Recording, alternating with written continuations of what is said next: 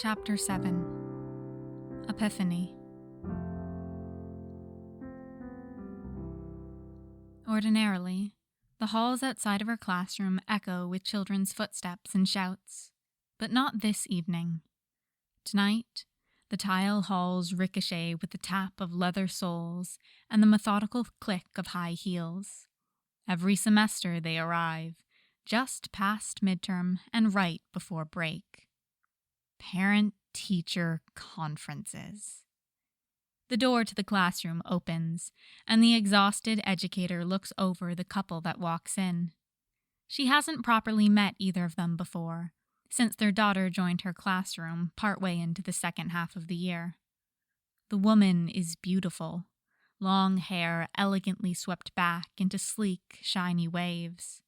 Her coat sits delicately on her shoulders, open to show off the no-doubt designer blouse that's tucked into what must be equally expensive trousers.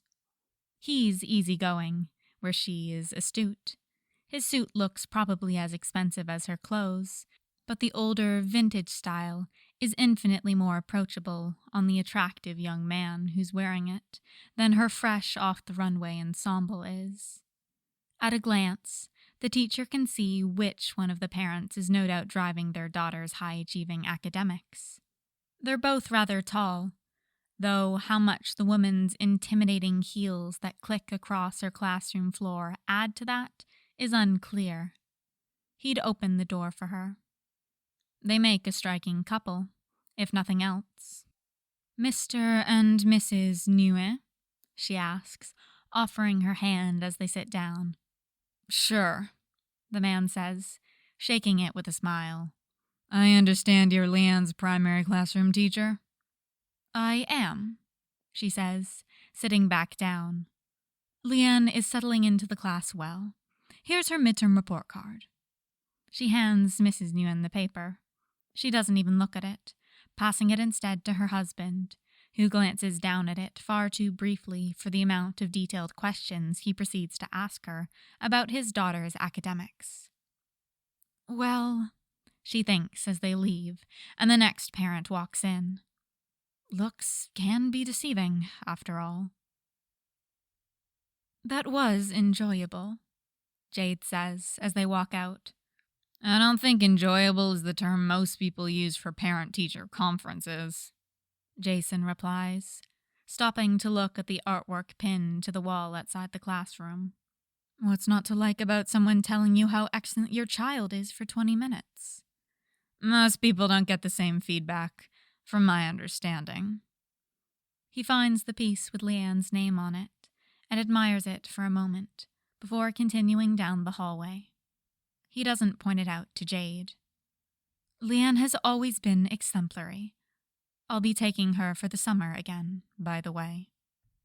"School's out June 24th. Don't pull her out early." Jade tisks. "So late. It's hardly a summer. I'll have to take her for weekends as well to get any time with her. There's practically nowhere you can go with only a weekend." "Or you could spend more time in the city where your child currently lives instead of uprooting her constantly," Jason says, opening the door for Jade and following her out into the night air. "Oh, but this city is far too crowded. It's funny that you should mention it, though, since it would be terribly inconvenient if the FBI caught wind of some kind of infiltration, nefarious or otherwise. I heard your government has been especially on the lookout for leaks." Jade threatens lightly. Jason wishes for her to trip on the cracked New York sidewalk. "Uh-huh. And I heard that there were operatives on the ground looking for someone who got into the NSA 3 weeks ago that they still haven't found. You wouldn't know anything about that, would you?" "Of course not," she says, stepping around a puddle. "I was quite occupied 3 weeks ago, busy paying my child support." Jason stops in his tracks. 3 weeks ago. Child support. "Come again?" "No," she replies, glancing back over her shoulder. "I don't think I will. You heard me." She fucking killed the Joker. Just like that. Child support. He lets out an incredulous laugh. Holy fucking shit. He laughs. Holy shit, Jade. Our flight leaves at 11, Jade says, walking on. Is Lian packed? Yeah, Jason responds, shaking his head and following her. Yeah, she's ready to go. No fucking way. Be good for your mom, okay? Jason tells Lian outside Miss June's house. She nods. You have to be good for Miss June, too, though, she tells him seriously. He laughs and pats her hair. Okay, kiddo. I'll be good for Miss June, he says. Lian smiles. She likes it when Jay laughs. Promise? She asks. Of course. He offers her his hand. I'll even pinky swear. Lian hooks her pinky finger around his, and they shake on it. Time to go, Lian. Her mom calls from where she's waiting by the car that's going to take them to the airport. Coming, Mom. Lian walks to the car, but halfway there, she turns and runs back up to Jason, darting in for a hug. I'm gonna miss you, JJ, she mumbles. I'm gonna miss you too, kiddo, he says, patting her back. I'm gonna miss you too. She waves to him from the car window as they drive away, then turns her attention to excitement about the airport. Paris is going to be so cool. Jason intends to sleep in a bit the morning after Jade and Lian leave, since he doesn't need to bring her to school. But he wakes up at the same time anyways. The apartment feels a bit hollow without her there. A file sits in the center of the table in the Batcave, surrounded by stony faces. Just when the city is starting to settle after the upheaval of the Joker's death, they're hit with this. The retrieval team had made it to the last known location of the missing diplomatic team. They found no trace of them, but an evidently failed mission given the vicious war embroiling the region. 17 of the 30 diplomatic personnel sent by various sectors to help settle the conflict before it started are dead. And of the remaining 13, 11 are missing. 4 of the 11 are Roy and Corey's team. Who's gonna tell Jay? Duke asks, breaking the devastating silence. I'll do it, Dick says, rising wearily from the table. His family's knowing gazes follow him out of the room. Roy and Corey may have been much, much closer with Jason the last few years, but they were Dick's friends first. It's quiet in the apartment where Jason washes up after dinner. There isn't much to do. Lian left for Paris with Jade late the night before. He's alone, and not anticipating company for at least 2 days, since Tim is out of the city on business, and Cass is back in Gotham for the weekend. They're still dealing with the aftermath of the Joker's death, so they've been home more than they've been in New York for the last few weeks. For a man with so many siblings, though, he ought to know better. You know, I'm starting to feel like a maiden in distress with the way you all keep showing up bearing bad news, Jason says, not turning from where he's washing dishes in the kitchen when his balcony door opens behind him. He doesn't need to turn. He recognizes his older brother's footsteps. A maiden? I didn't realize you were saving yourself like that. Good for you, Jay. Dick catches the towel he throws at him, picking up a glass off the drying rack. What's it this time? Jason asks, handing Dick another dish when he's finished with the glass. Dick puts the dish away in the cabinet. He's silent for too long. What time do you have to be at work in the morning? 9, same as always, but Peter picks me up. What's going on, Dick? Dread creeps up his spine. Whatever it is, his brother doesn't want to say it. Do you want to watch the new BBC miniseries of Emma? It's only like 4 hours. We wouldn't be up that late. Jason sets down the glass he's washing. He stares down into the sink, bracing his arms against the edge. His throat tightens, but he doesn't feel the emotion causing it. He only feels emptiness. If it were any other of his siblings, he might have drawn different conclusions. But there's something in particular he shares with his older brother. It's not a love of Regency literature. Are they dead? He manages to whisper. Roy and Corey, are they dead?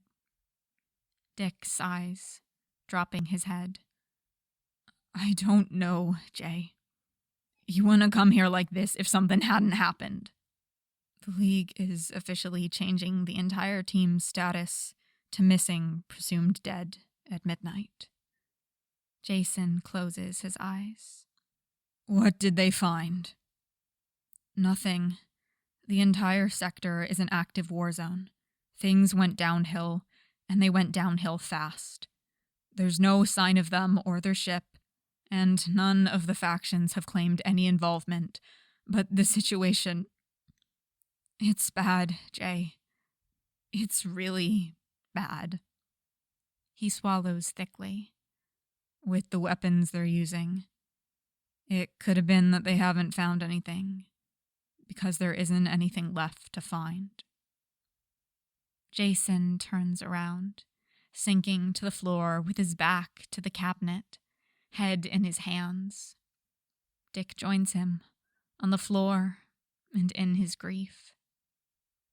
What are you gonna tell Lian? Dick asks softly. Nothing, he says aloud, making the decision before he's even thought about it. I told her that he could still come home. She still has hope. I'm not taking that away from her. Not until we know for sure. What if it's true, Jay? What if this is it? What if it's not? He asks in return. I can't tell her he's dead, Dick. Not if there's any chance they're still alive. The grief of losing a parent, I'm not putting her through that until I have to. Roy, Jason takes a shuddering breath.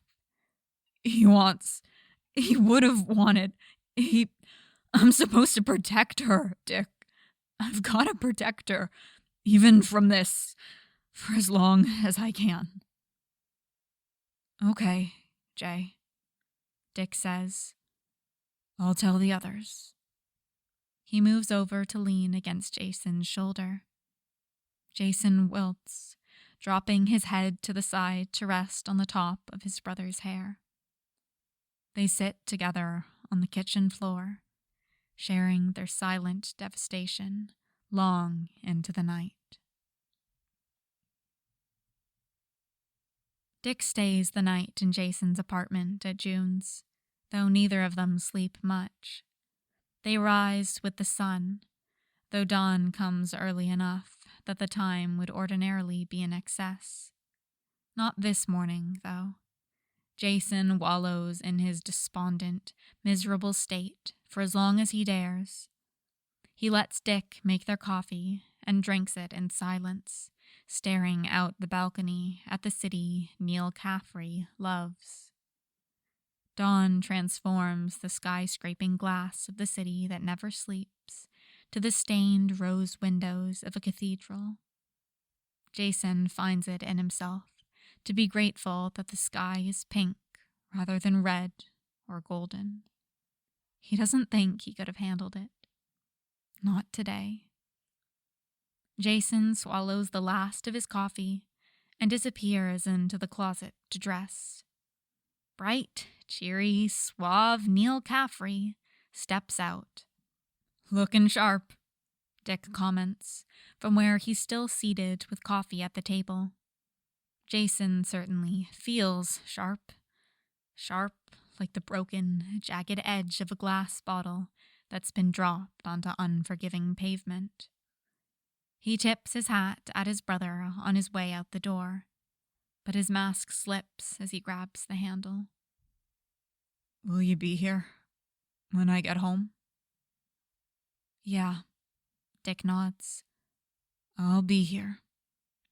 Jason nods back and goes to meet Peter. Dick is still there when he gets home, as promised.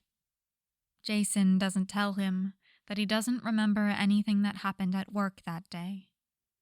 They eat the takeout Dick ordered without much conversation and put the leftovers away. Neither brother has much appetite. "You said something about watching Emma," Jason says, breaking the morose silence of the kitchen. "Yeah, let's do it." Dick tries for a smile, but it's a poor attempt. The picture they've chosen for the evening is beautifully filmed, in Dick's opinion. It's technically an episodic series, not a movie, but they watch it through in one go. It's only 4 hours or so in total. The story is a typical Austen romance, following young, sweet, and a bit naive Emma Woodhouse as she grows up in the small community of Highbury. Though her mother dies when she is a child, she and her sister have a happy childhood with their loving, if nervous, father and governess who is very much a member of the family. Privileged and wealthy, Emma has no need or interest in marrying, but she credits herself with a friend and former governess Anne's marriage and sets herself to matchmaking for her new friend Harriet. Emma's story traces through the lives and loves of her friends and family, an uncomplicated glimpse into the complex simplicity of the society of English gentry in a small community. The stakes are both low and high, with love and reputations and futures, as the chips gambled for a game where Dick is used to playing for lives. It manages to distract his mind from the present, if only for a little while.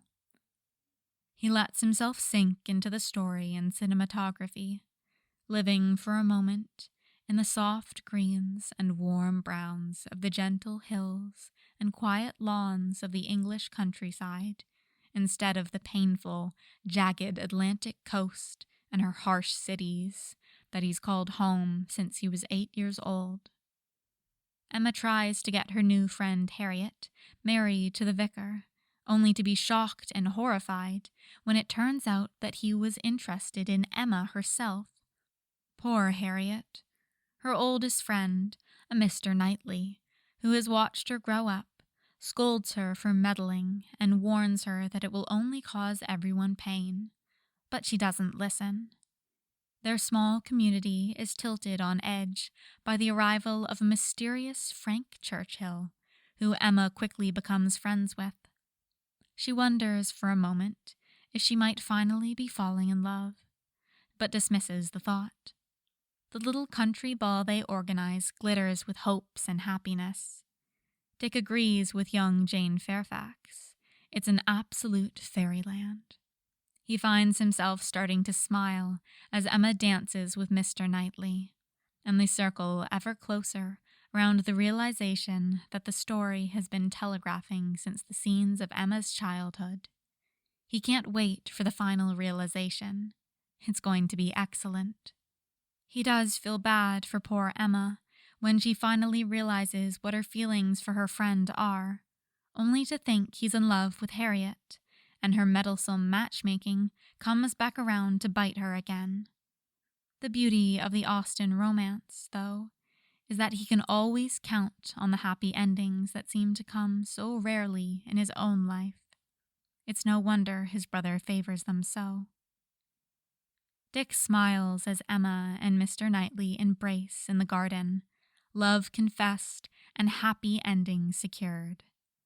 He's seen this kind of movie enough times with Jason to know when his younger brother will have comments, though he's been uncharacteristically quiet this evening. He anticipates a remark about the original popularity of gravel walks and English manners, or a sharp jab at Bruce thinly veiled as a criticism of Mr. Woodhouse's spying. But his younger brother is quiet. Dick turns to look at him, expecting that he might have fallen asleep. But instead of closed eyes, Jason's are shining. Dick sits up in alarm. The light from the screen reflects off parallel tear tracks as another rolls down his cheek. He's completely silent. "Hey, are you all right?" Dick asks quietly, reaching out to put a hand on his shoulder. "I'm in love with Roy," Jay whispers. "Oh, Jason, His breath hitches. "He's gone, Dickie. I love him and he's gone." Dick's heart shatters for his brother when he hears his voice break. Though he's the shorter of the two by a bit, Dick still manages to pull Jason into his arms. His little brother isn't usually this tactile, but Dick can feel how his hands clutch the back of his shirt. Jason's tears are still silent, but he feels them soaking into his shoulder all the same. "I'm sorry, Jaybird," he whispers into his little brother's hair. "I'm so sorry." Dawn finds them both still awake, sitting together on the couch. Jason sighs at the pink rays staining the sky above the city, extracts himself from his brother's arms, and gets ready for work. A bleary spring rain drips down the windows of Peter's office as he sorts through the paperwork for their recent cases. Things seem to have finally settled down, at least for the moment. He watches through the interior windows of his office as Neal exits the elevator with a tray of takeaway coffees, setting one on his own desk before distributing them to the others. Jones makes a joke that has Neal and Diana laughing. The probie sitting 2 desks over has a concerned expression on his face. Neal mimes a curtsy, then turns to walk up to Peter's office with the last coffee. Peter watches his smile drop as soon as his back is turned to the others, but it's back on a beat later when he knocks twice and calls out, "Room service," while he opens the door to his office. "So this is why June lets you stay," Peter muses aloud, taking a sip of his coffee. "June lets me stay because she loves Lian and because I'm entertaining," Neal replies, sitting down in the chair across from Peter's desk. "A real clown, straight from the circus," Peter says, and notes how Neal's jaw had tightened almost imperceptibly at the word clown. "More of a court jester, really, since June is more regal than comical. Oh, you got a meeting with the bigwigs coming up. Give me that. That's not for you." Peter snatches the missive back out of his hand. "Come on, Peter. That just makes it more interesting." "They're just officially announcing that counterintelligence is getting a new special agent in charge.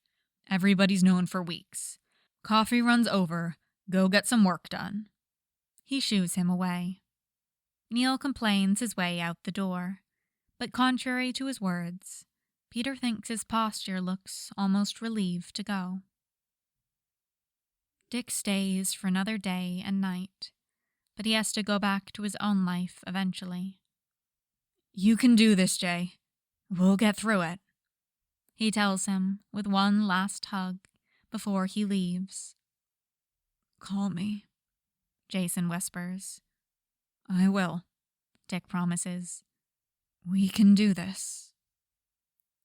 Jason lies awake until after midnight, when he gives up on the sleep he knew was never coming, and goes out and buys a pack of cigarettes. Something's going on with Neal. Peter's not sure what it is, but it's something. The thing is, he's acting completely normal, too normal. He makes 3 light complaints about the radio on the way to work. He smiles at exactly the right times and banters back and forth with Peter without missing a beat. He flips his hat just so and slides into his desk exactly the way he always does and spouts the right complaints at the day of paperwork ahead of them. And then he disappears into the background activity of the white-collar division, exactly the way Peter's seen him disappear into crowded bars and vainglorious galas, as if he's playing an extra in real life, invisible right before his eyes. Something about it makes Peter's skin crawl. It's almost uncanny. He forces himself to keep an eye on his CI throughout the day, fighting his own instincts that tell him the man is unimportant, just another face fading into the comings and goings of the office. Neal does absolutely nothing even remotely suspicious the entire day. Too normal. Jason finds sleep that night, finally exhausted beyond the point of insomnia. He dreams of the rusty gold strands he sometimes finds in his things, baseball caps and truck stops in the middle of the night, as far into nowhere as they could find, motor oil and bench seats and miles of empty desert and glittering skies. He wakes with tear tracks down his face. Neal is the same the next day. He begs off Peter's questioning with a line about missing Lian, which makes sense. It makes sense in the same way that Neal is acting perfectly and completely normal. Of course Neal misses his daughter. Of course Neal is acting like Neal. There is absolutely no reason for Peter to question any of it. The thing is, Peter learned years ago to follow his instincts rather than appearances when it came to Neal Caffrey, so he questions it all the same. Peter drops him off at home after work and lasts almost 3 hours in his own house before giving up and going to talk to Neal. A maid lets Peter in, but directs him away from the stairway that leads to Neal's apartment and towards a different area of the house. "He's in the ballroom," she explains. Peter wanders deeper into the house, down a little unused hallway. He doesn't remember where June's ballroom actually is, beyond recalling the unease he'd felt when learning that the house Neal Caffrey would be staying in was the kind of property to still have a ballroom in New York in 2009. 2 years later, his memory is rusted, but there are enough clues for him to find his way. Peter follows the sound of soft piano music to the double doors that open into the ballroom. He's not sure what he'll find inside, though he hopes it's not the preparation for some kind of caper. The music shifts into some kind of waltz, reminding Peter that Neal had mentioned his daughter starting ballet. The notes falter, and the same section repeats over a couple of times before the music continues. Is it not a recording then? Maybe Lian is learning piano. It seems like a difficult piece for a beginner. Wait, she isn't even here. Peter pushes open the door. "Just a minute, kiddo. I'm almost done," Neal says from the piano. "That's one I haven't heard before," Peter says. Neal turns around on the piano bench, the music coming to an abrupt stop. "Peter," he greets, standing up from the instrument. "Sorry, I thought you were Lian. What brings you over this evening?" "I didn't know you could play," Peter says, nodding at the instrument. "Isn't Lian with her mother?" "What can I say? I'm a man of many talents," Neal smirks, turning back to the instrument and covering the keys. "And yeah, she is, but I'm used to having her around." Peter watches him reach over and close the instrument with an ease that speaks of experience as much as the music itself had. "No, don't stop on my account. I think I've had enough waltzes for today. They sort of get stuck after a while. You find yourself walking funny." Why so many waltzes, then? Have you been in a dancing mood? Peter mimes a waltz, drawing a laugh from Neal. Lian started ballet practice, and she wants to practice at home, he explains. Apparently, the beginner class is full of kindergartners. She wants to move up to the next level. He moves back around to the front of the instrument, collecting the sheets of music carefully propped up on the stand. What brings you over this evening, Peter? Do we have a case? Peter watches him, letting the silence stretch for a minute while Neal sorts music. Are you doing all right, Neal? Of course I am. The question was more of a formality than a genuine inquiry. Peter says, You obviously aren't. Neal sighs. You're getting too good. Maybe you're losing your touch. Take a picture to memorialize the moment. Nah, that feels too much like kicking a man who's already down. I look that bad, huh? He sits down on the bench, running his hands down his face. Damn, he curses quietly. Not to everyone, Peter offers in consolation. But what's going on with you? You can talk to me, Neal. I'm worried about you. Are you going to be okay? Neal straightens back up, setting his shoulders and brightening his posture. The despondency Peter's just witnessed gone without a trace. He carefully shuffles the music into a pile, tapping it gently on the piano to line up the pages. I'll be all right, Peter, the younger man assures him, meeting his concerned gaze with reassurance. I'll be all right. Peter knows he's lying. Neal had looked him straight in the eyes. The fog that rolls into the city when the deluge turns into a sprinkle is a dreary echo of Jason's mind. He'd be grateful for it if he had the capacity to feel anything other than the overwhelming, numbing, wretched sorrow and grief that's consumed him since Dick walked into his kitchen with the news that's ruined his life. He stands on his balcony in the cold drizzle and has a cigarette for breakfast. The smoke blends into the hazy mist that creeps up from the river. He steps back inside when he's finished, and the scalding water of the shower burns Jason Todd's despondency off his skin. Neal Caffrey meets Peter downstairs. Paul Anderson has had a long and illustrious career. By the time he's assumed the position of head of counterintelligence at the FBI's New York field office. He's seen many, many things in those years, though the majority of his experience varies from the typical division head. He spent most of those years on the ground overseas or within the walls of the Pentagon.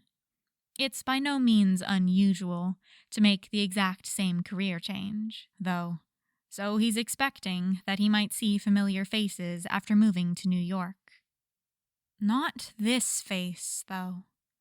That one is one he never thought he'd see again. Sometimes he wonders whether he imagined it in the first place. Who is that? He asked the agent showing him around the New York field office, pointing down to the tall man in a fedora crossing the lobby with another man who appears to be an agent. That would be Agent Burke. He's in white collar. No, Anderson says. The taller one. Fedora. Tailored suit. Oh, that's a CI. Neal Caffrey, I think. I didn't think violent crimes took CIs. Anderson muses. Violent crimes? The other agent laughs. No, Caffrey's with white collar. Oh, is he? Interesting. He muses. There's a chance he imagined it, but for a brief moment, he'd made eye contact with the CI. He knew those eyes. Very interesting. Oliver Queen has had a lot of truly terrible moments in his life. Pain, loss, grief, and failure are all far from strangers to him. He has never been so familiar with them as now. Lian Harper was not at Cherrywood Academy. According to their systems, Lian Harper had never attended Cherrywood Academy. He knows she did. He helped her move into her room in the girls' dormitory while Roy filled out paperwork in the office. But Lian wasn't there. Charity and Rosalia were both there, but according to the records, there was never a third girl sharing in their room. Oliver knows there was. He digs through the system, tracing the gaps and spaces in the code where information is missing, until the negative space coalesces into a familiar silhouette. He hates it. The green arrow may be falling apart, but he is still a member of the Justice League.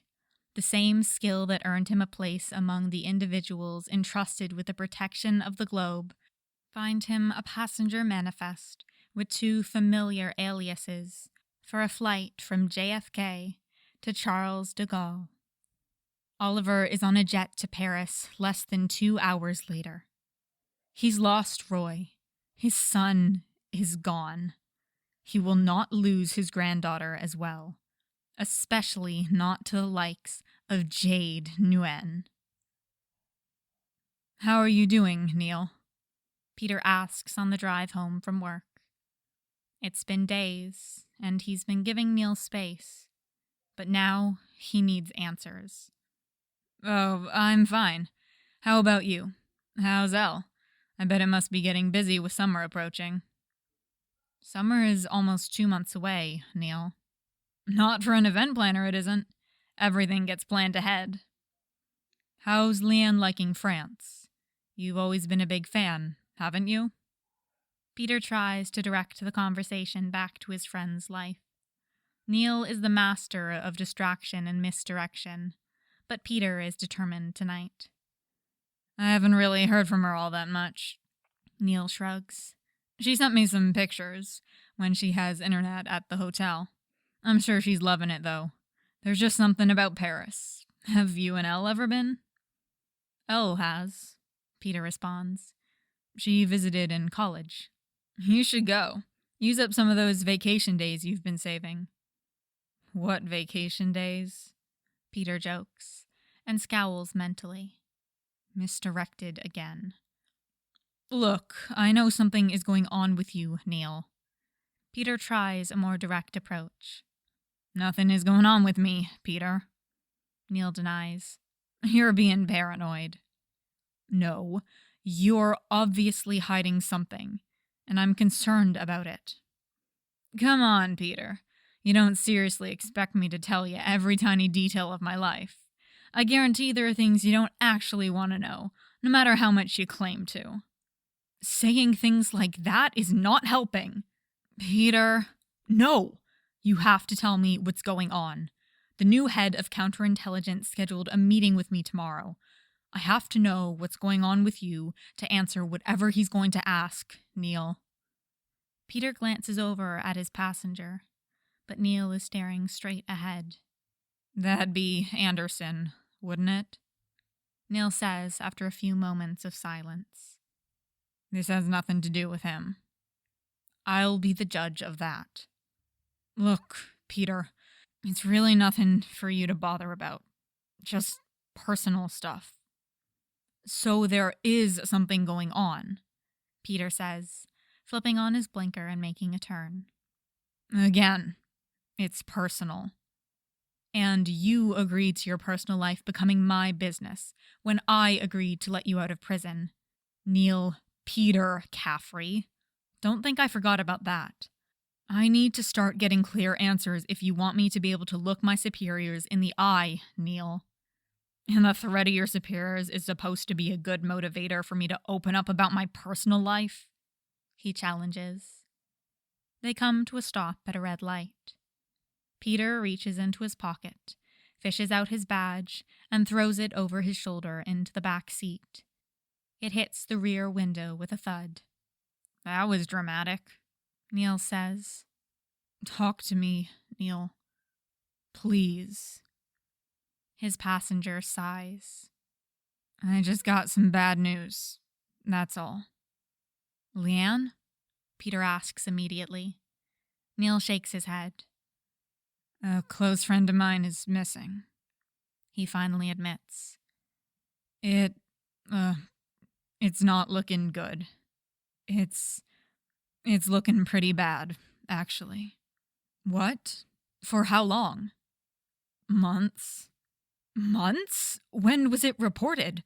I know people in missing persons. I'll ask. Not that kind of missing, Peter.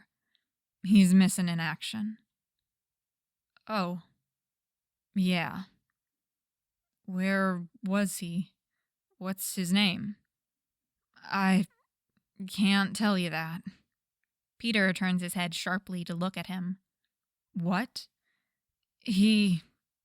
Neal's expression turns hesitant, brows creasing into a pensive line.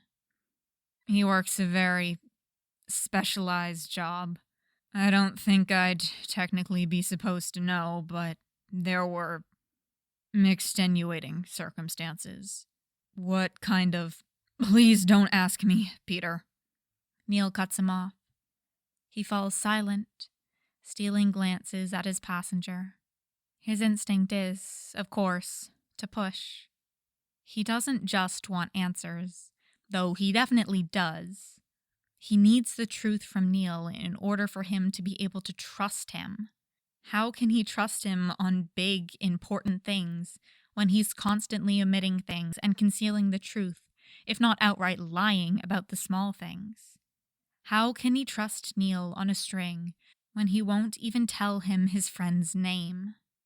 Peter's been trying to give him grace. He's been overlooking things for months, giving Neal the space and freedom to deal with the massive change of actually raising a child he'd hidden for 9 years.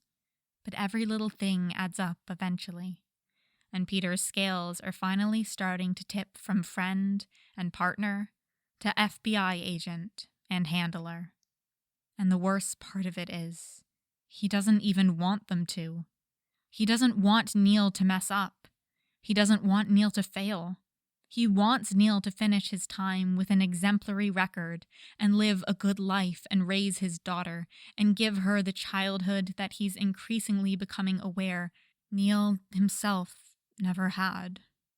So he wants to push for answers, because when his superiors ask him hard, probing questions, he wants to be able to look them dead in the eyes and confidently tell them the truth. But he can hear the grief in Neal's voice. It's truth enough.